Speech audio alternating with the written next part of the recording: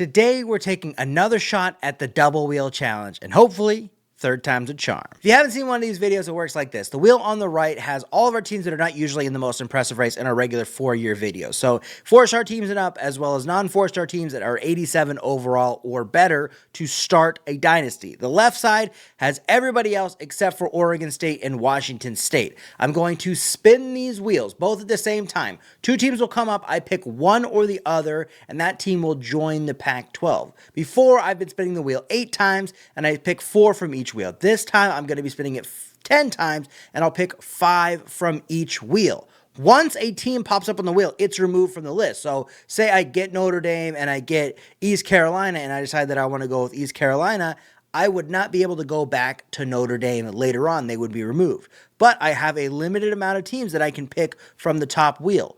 What the goal of this video is for me to win a championship in 2 seasons with my conference.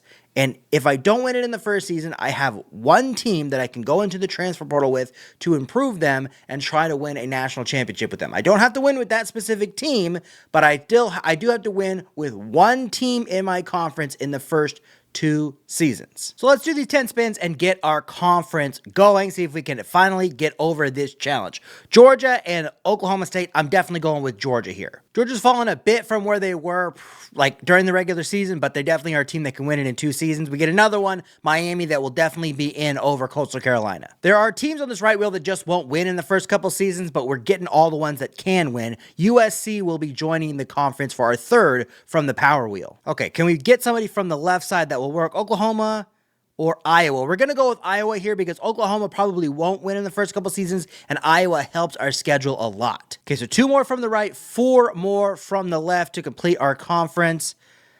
SMU is not worth to take from the right side, so we'll add Akron in this case, even though they're not a great team for our schedule. Actually, one of the worst teams for our schedule. They're like a 0.5 star, so not great. Washington or UCF. This one we're going to go with UCF because we still need some heavy hitters from the right side. Washington isn't bad, but if you get a power team on the left side, you need to have a champion on the right side. Notre Dame, James Madison, this one will definitely go Notre Dame. Okay, so just 1 more from the right, 2 more from the left. Indiana or San Jose State, we're going to go with Indiana here, close out the right wheel. So 2 more from the left, but we're going to spin both wheels just to see what we would have missed out on. It would have been Tennessee, but we are going to get Rutgers, not great. And the last team in our conference, come on, power team, Illinois, perfect pull at the end. All right, so there's the conference: Akron, Georgia, Illinois, Indiana, Iowa, Miami, Notre Dame, Oregon State, Rutgers, UCF, USC, and Washington State. I'm feeling confident about this one. Let's get this win. We're going to play with UNLV, so we're outside of the conference, but just a reminder, 2 seasons,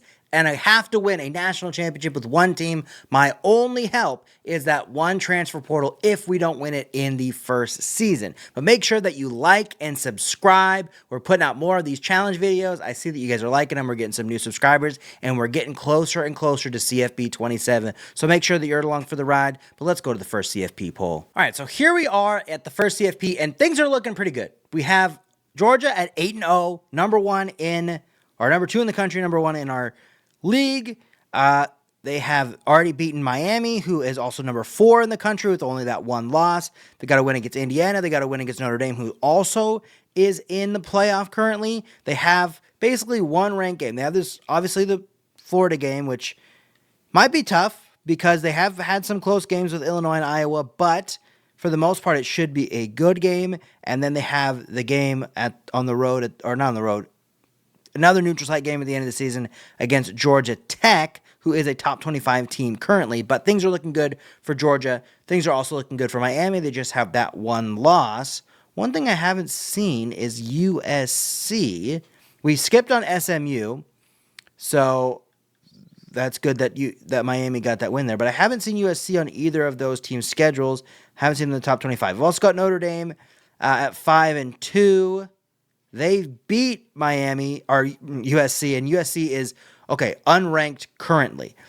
Notre Dame has some tougher games left here with this Pitt game, and they have a one conference game left, but for the most part, they have a pretty easy schedule remaining there. So Notre Dame, hopefully we can get 3 teams in the playoff in this first season. Do we have anybody else ranked? I don't think. Oh, we have Indiana ranked as well. They're just coming off of a loss, so maybe they can build their way back up as well. 3 or potentially 4 games, 4 teams in. They had a 3-week bye, but they should be able to win out there. So maybe they can sneak in as the 4th team. Let's just go to the conference championships and see what it looks like. All right, so Georgia and Miami won out the rest of the season. They finished 3-6. We've got at least 2 teams in the playoff.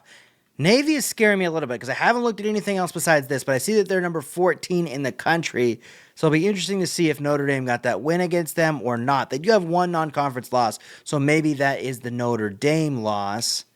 SMU is the number 7 team in the country, but they would not have been in our conference. So let's see what if we've got anybody else in the playoff. Notre Dame. Did they lose that game? No, Notre Dame won it, but they're number 24 in the country. It's because they lost to Pitt. Yeah, it's because they lost to BC and Pitt at the end of the season. Oh my God. Okay, so we have 3 teams in the playoff though. Indiana should be in. I think that the way it's set up, they should be in.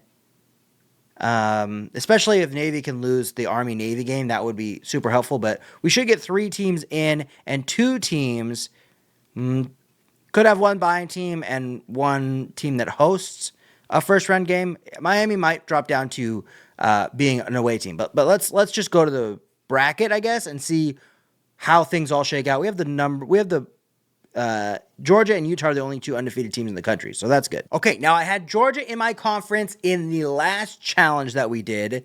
That wasn't the double. It was the $40 challenge, $40 Dream Conference challenge, and Zachariah Branch won the Heisman. Then he wins the Heisman here, 110 touchdowns, 110 receptions, 1,600 yards, and 14 touchdowns. So that is a good sign.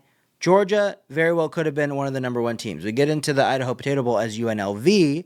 But we don't care so much. What does the bracket look like? Georgia gets the number 1 overall seed. Oh, my God. This shit, again, I swear I'm getting this every single time. So we at least get 3 teams in. So, and 2 teams on the opposite sides of the bracket. But our 2 teams that have the best chance, Georgia and Miami, are for all intents and purposes going to face off in the quarterfinal. Pitt was a big reason why we don't have 4 teams in. But Miami and Pitt in the 8-9, at least Miami's hosting it, but then they're going to have to play Georgia in the second round if they get the win. Georgia's in the Rose Bowl, and then Indiana at the bottom has to go on the road at Arizona State and then potentially take on Alabama in the second round. Very stupid that this is the 3rd time in a row that we've had 2 teams in from our conference on one of these conference challenges, and they have to either face off in the first round or would have a meeting in the second round. So we'll see how that goes. But we have 3 teams in, so I'm feeling confident. UNLV won the Potato Bowl, and both of our teams won. Indiana got a big win against Arizona by 2 touchdowns. Miami got the win 24-17 over Pitt. This SMU-Ohio State game, 62-60 in triple overtime. At the very least, triple overtime. 62-60 is a crazy score for a game. And SMU came out with a win. Is SMU going to haunt us? We picked against them. I'm pretty sure we picked against them. Maybe it was one of the spins before. No, I'm pretty sure we picked against them. And now they could be our semifinal matchup if Indiana can get past Alabama. Last time Indiana and Alabama played in the second round of the college football playoff, you know what happened.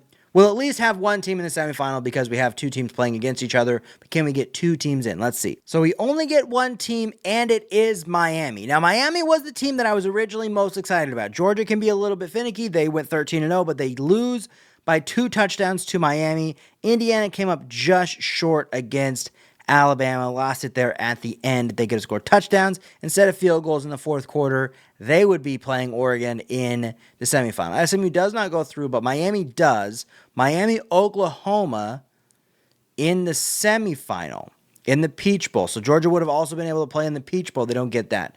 But we have someone on the brink of the national championship. Can Miami get through? And Miami cannot. So it's Oregon, Oklahoma in the national championship. Miami kind of gets killed by Oklahoma there. So we don't get it in the first year. Now I have this transfer portal, but it's going to be a little bit tricky because we have a lot of players that will be leaving those teams. So I'm going to need to sim to the players leaving and see what's left over on these teams before I pick who I'm going to actually jump in with. But it is Oregon that wins the national championship, just so we have everything straight. So we went to Miami because Georgia had already recruited like 30 plus players. I didn't want to take away a bunch of scholarships, so went to Miami, got a 4-star center. We've also got a 5-star halfback, 4-star D tackle. We were in the market for Colin Simmons. We almost had Jordan Seaton. He decided to leave. We almost had Gunnar Stockton, who was leaving Georgia, which is one of the reasons we didn't go to Georgia. Didn't quite get him at the end. We're going to be rough at quarterback, but can we pull down Colin Simmons? We get 2 5-star halfbacks. We're going to be running the ball because we don't really have a quarterback. Offensive line is not super great. Achilles Smith Jr. is probably going to be our starting quarterback, and we didn't get Simmons at the end. He went to Texas Tech. Oh, okay, so it might be a little bit rough at Miami, but let's see what the final kind of roster looks like going into our second and final season. So after training results, we have some holes, but we're looking good. We're looking really good in some places. So Achilles Smith Jr. is going to be our starter. We'll see how that ends up going, but we can run the goddamn ball. We've got 295 plus overalls that should be able to run the ball, even though our offensive line is not super great. Malachi Tony's up to a 90. Not a super deep wide receiver core, but we have some good tight ends. And we should be able to run the ball with how this is set up, especially to the left side. So, no, all of our right tackles are freshmen, but that's fine. We have boosts that they'll get better quickly. Our defensive line is pretty damn good, so we should be able to stop the run. I had to cheese some things out to move some linebackers down from safety positions, but we should be able to stop the run. We have good corners and safeties. So, with all that being said, we'll see if Miami is the team to win it. Georgia had a really strong class. Notre Dame had a really strong class, so we'll see if maybe one of those teams would do, or maybe Indiana can be back in the playoff as well. So here we are at the first CFP in our second season, and we're doing all right. We've got Georgia at 7-1. They lost a conference game to Indiana on the road earlier on. They don't have any ranked games left. They don't play Miami. USC has not really done super well for us, although they're 7-2. But Notre Dame might end up being good. We don't know quite yet. They've already had 3 losses. Indiana only has 1 loss. They lost to USC. That might be a rough game for us because Indiana still has to play Miami here at the end of the season. So we'll see if that game is like for a playoff spot, since they're 10-15 currently. Miami already has 2 losses. I don't know what those losses are. They lost at number 2 South Carolina, not really that close, and then they lost at Notre Dame. Notre Dame game is actually a worse loss because Notre Dame is not very good. They have that game at the end of the season against Indiana. I don't think we have anybody else ranked from our conference. We do not. So it might be a little bit rough. We should get 1 playoff team here. I don't know that it's going to be Miami. I don't know that it should be Miami, but maybe we can get 2 if Indiana can beat Miami, and we can get Indiana and Georgia in the conference championship. All right, so with Miami, we might not have done half bad because we are in the conference championship game against Georgia. Both teams are 10-2, though. Miami had that loss against South Carolina. They are the number 1 team in the country. Maybe they'll end up getting revenge against them, potentially in the second game if things work out the way that they currently work out. But I believe that means that Indiana will not be in the... Oh, I don't want to look at that. Indiana will not be in the playoff based on how things shook out there at the end, and that is true. Indiana is at 17 with that loss to Miami. We don't have anybody else ranked. And Georgia is very much at risk of losing their playoff spot if they lose that game, dropping out of the top 12. So let's just go to the bracket and see which one team gets in most likely and if we can finally win this challenge. Lenore Sellers Heisman, not a very common thing, but you also don't see South Carolina at number 1 in the country. 4,000 yards, 36 touchdowns. Of course, they're number 1 in the country when it goes against what I'm trying to get done, what I'm trying to win. because they beat Miami, which eventually leads to Miami being out of the playoff. I don't care about all these awards. Eventually leads to Miami finishing 13th, even though I recruited the Doak Walker Award winner. If we could have got a quarterback, we wouldn't be in the Holiday Bowl against Miami. And Derry Manson did go into the transfer portal, but he wasn't interested in Miami from the start. So Miami is at 13 playing in the Holiday Bowl. That means that Georgia did make the playoff. They will be playing Arizona State in the first round, who Indiana beat in the first round last year. They'll be hosting them this year. They have to win 4 straight games for us. Can Georgia win 4 straight games for us? That is the only question. If they can't, we lose the challenge for the 3rd straight time. Come on, Georgia. Come on, dogs. Okay, so we at least won the Holiday Bowl. That Notre Dame loss was the one that came back to bite us in the ass. This Hayden Lowe guy is dominating. That's the one that came back to bite us in the ass. Georgia did get the win. Okay, so Georgia gets the win 36-29 by a touchdown over Arizona State. They move on. Will face off against Ole Miss, who is 11-2 this season. This game is at the Fiesta Bowl. Can Georgia get this win here to potentially move on? We have Boston College, number 1, UCLA, number 2, Ole Miss, number 3, South Carolina, number 4. That is the second year of this dynasty. Just so we're all clear about what's going on, Pitt, Arizona State, Louisville, BYU all also made the playoffs in the second year. Just so we're all clear what's going on. That is 1, 2, 3, 4, 5, 6, 7 teams from the most impressive race. More teams from the most impressive race got in the playoffs in the second year. And this, of course, it's in a video that we're not actually looking at that, but more from the most impressive race than not from the most impressive race made it. And 3 of them are in the second round, all from the first round bye. So they all lost in the first round, but still, that's what we get in the videos when we don't want that in the video. God damn it. Fall short.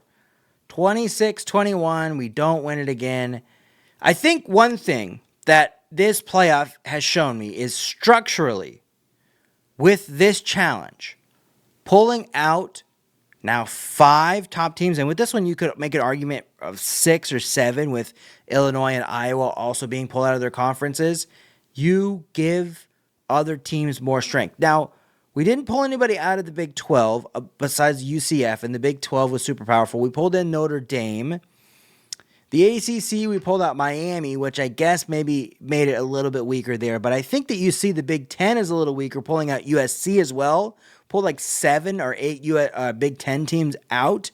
And you see UCLA and Ohio State and Penn State all making it. We didn't really weaken the SEC that much, just pulled out Georgia. But maybe Georgia is so strong in the SEC that it keeps everybody else down. So maybe one thought for the next time we do this challenge, because at some point we're gonna beat this challenge at some point. But maybe a thought for the next time we do this challenge is to consider where we're taking those teams from, because we're not replacing them with anybody. They are just simply being moved from their conference to the Pac-12. No other changes are being made. So maybe we need to keep in mind, all right, what are we pulling out that could create other kind of dominoes? Maybe Georgia is that domino that holds things down in the SEC. Ole Miss does end up winning it, so that gives me a little bit of hope for this conference. But at the end of the day, we lost our now 4th straight challenge, 3rd time doing this one, as well as the $40 Dream Conference Challenge. So maybe I'm making the challenge a little bit too challenging, but I mean, I took Miami from a national semifinalist to Holiday Bowl winner, so maybe it's more on me. But either way, we're going to keep going at it. We have 4 more days in the week or whatever it is. We're going to have more challenges up. I'm trying to get a little bit more videos on this, even though it's CFB 26 is getting kind of old for a lot of people. Trying to spice it up as we get closer to CFB 27. So we will be back this week. Make sure that you like the video and leave a comment about what you thought. What would you do differently that can kind of help me? Give me some advice in the comments to beat this challenge, and subscribe to more Bucky Barracks for more.